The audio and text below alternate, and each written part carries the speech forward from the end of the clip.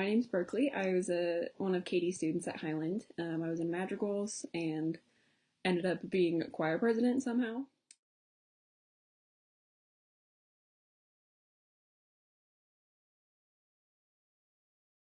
I'm 22 and I'm currently a junior at the U studying psychology. I want to get a PsyD, which is like a PhD, but it's more practice-based rather than research-based. I would like to work as a psychologist, maybe work under a psychiatrist. I'm not sure yet. I currently work at a residential treatment center for teenagers, and that has definitely been eye-opening. Kind of has been like setting in that I'm doing what I want to be doing. I enjoy running. I actually ran in high school. I like to read. I like hiking and being outside, and I like music, obviously, because I was in choir with Katie, and my cat, who is actually chilling right here. When I first started like experiencing mental illness, I was a freshman in college. It was my first semester, and I had gone to Utah State, which is in Logan. It was it was just such a big like life change for me. So I started isolating myself. I wasn't really making friends. And like if you knew me in high school, like I was very like outgoing and loud. I honestly I can't even recognize myself at like how I was in Logan. I was so isolated and I just didn't like all I did was school, which is great. Like I did well that semester, but I didn't thrive in like any other aspects. Like I had almost no friends and I hated it there. After that, I took a semester off to kind of clear my head, like see if I could, I don't know, just get better. And a few things happened. There were more like big life changes that I thought like would help me, and ended up just making it exponentially worse. There was a point where I was just completely numb, and I shouldn't care if I lived or died. The tipping point for me was when I had a plan to end my life. It didn't feel genuine. Like I didn't want to end my life. I just wanted to like take a really long nap. I didn't get treatment for a little bit after that. I'm not sure why, but um my mom suggested going on a trip to California. And I was like, ooh, great, yeah, let's go to the beach and just like hang out and not deal with this. Turns out it was horrible. The second night we were there, I had a huge panic attack, and like I just couldn't go outside, and like I didn't want to be in with people, and I just couldn't, like I physically could not do it. Me and my mom went to Coronado Island, and while she was like go like walking around and stuff, I was just sitting in the car crying. Like I don't know why I was crying, but I could not physically bring myself to get out of the car and like be around people. We went home early from that trip. We were supposed to be there for a week, and I think we were there for like 2 days. So my mom was like, when we get home, you need to go see someone. And I was like, yeah, you're probably right. I was 19 at that point. I think that was a couple months after my 19th birthday. So we got home. I went to my family doctor. He diagnosed me with depression. I don't think he necessarily diagnosed me with anxiety, but I definitely have anxiety. He put me on like a starting dose of fluoxetine, which is Prozac. I'm actually still on that, though he changed the dose. So I got really lucky in that worked for me immediately. A lot of people have to kind of go through what they call like a cocktail of medication. I'm very grateful that it was pretty straightforward for me from the get-go. I was connected with a therapist. She was a social worker, and we clicked immediately. She's actually the reason that I'm going into what I'm going into, because in her I saw so much of like what I wanted to be and what like I thought I was or could be. So she was a very prominent person in my life. Sadly, she moved, so I had to find a new therapist. My second therapist was great. I didn't like her as much, but she did help me process through some sexual assault that I had been through. But after that, it wasn't working out as well. So I kind of took a break from therapy for some reason. I took like a year, or like at most a year in between. and now I'm seeing a psychologist. She is awesome. So she does psychotherapy, and then my two therapists before her, were, I think they were doing cognitive behavioral therapy, which is like the most common other than psychotherapy. When I was first going through depression, like when I experienced that first wave, it took away like everything.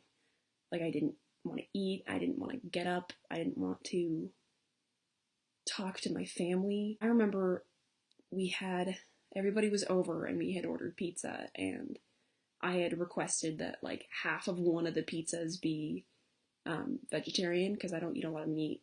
And I remember there being some like problem with it, so I felt so bad, so I didn't want to go in and eat the pizza because I felt like I had caused such a big problem. It took away like everything. Like I cut all of my friends away, um, which made it worse because I didn't have a support system really to lean on. I stopped doing like things that I loved, like I stopped running, I stopped playing music, I stopped reading. I literally would just sit in my bed all day. I would lay in my bed in the dark. I wouldn't even turn the lights on.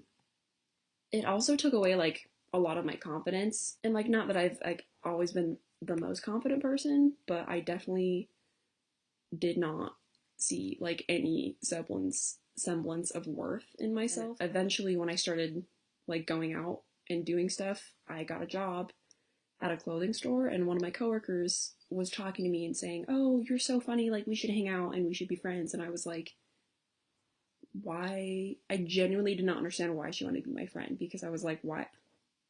I'm like garbage. Why would you want to hang out with me? I couldn't see anything in myself that was worth like being around. Depression mostly kind of just takes everything away from you.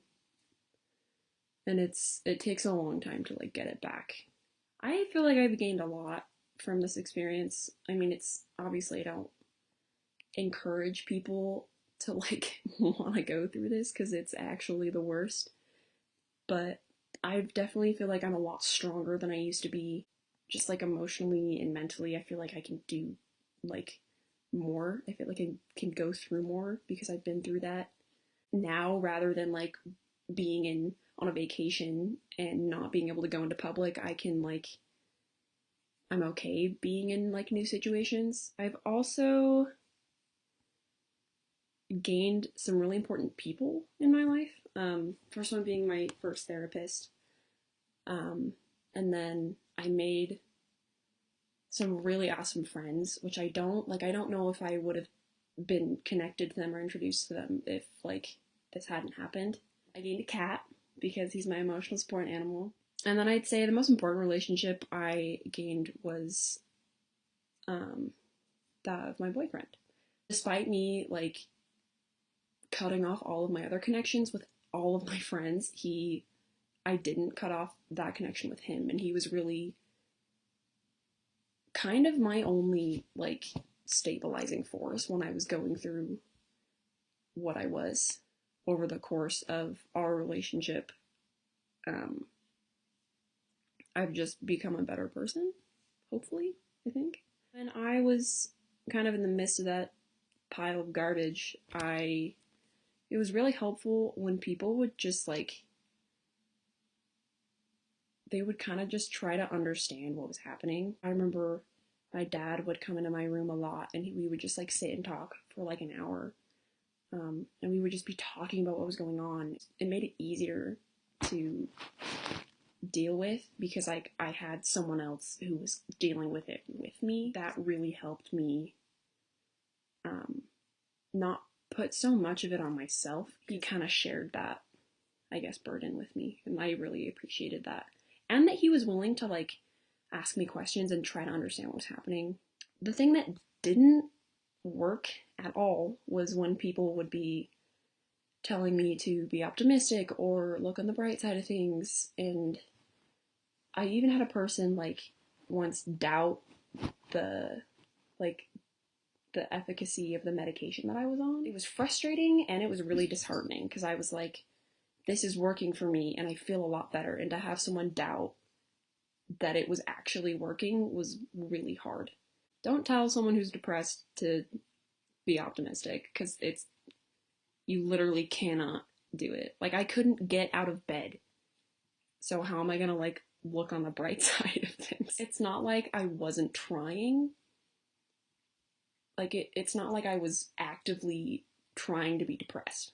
Physically and emotionally and mentally could not like bring myself to look on the bright side. I guess the biggest thing I would want to say is that it's not rare.